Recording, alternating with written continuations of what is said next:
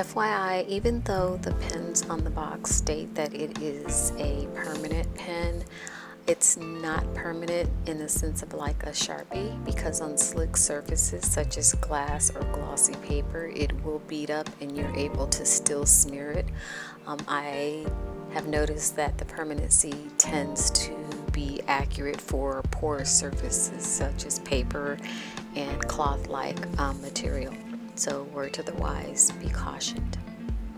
However, as it cures, the saturation of the color does seem to intensify, and I enjoy that, and you can even see that reflected as I'm using it on the mirror frame.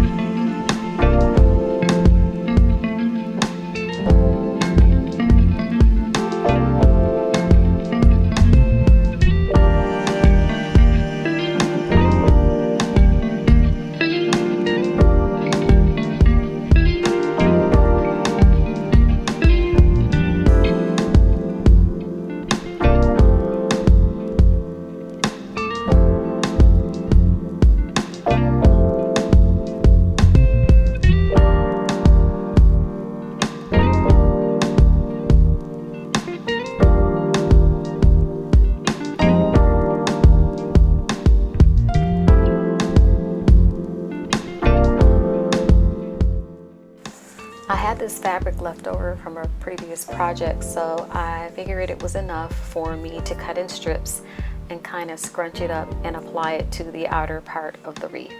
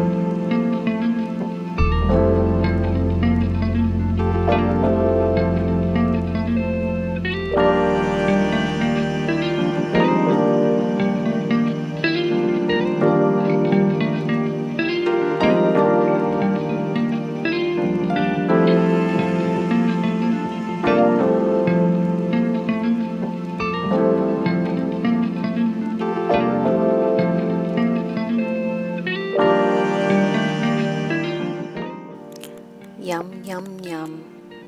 I kid you not, I lie not. It was very tasty, you guys. Let's get back to the wreath making.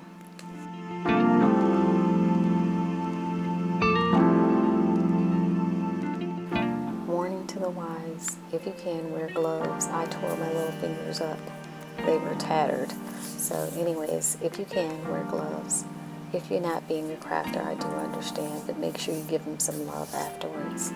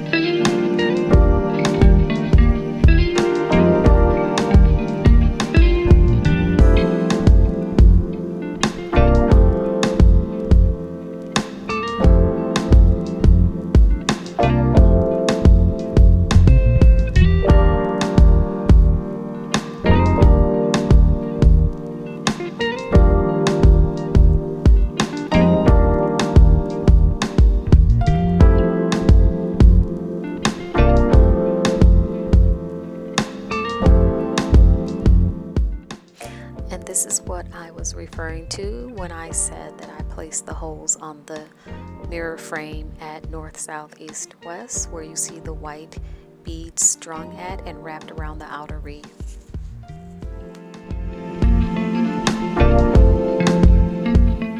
I used the Aleene's Crafter's Pick glue as well as the glue gun. I used the glue gun to get my flowers to stick immediately, and then I followed it up also with the other glue just so that it can have staying power, because this wreath is going to be for year round. And another reason as to why I really didn't choose too much the traditional Christmas colors, because I did want it to be able to be hung up all throughout the year instead of just seasonally.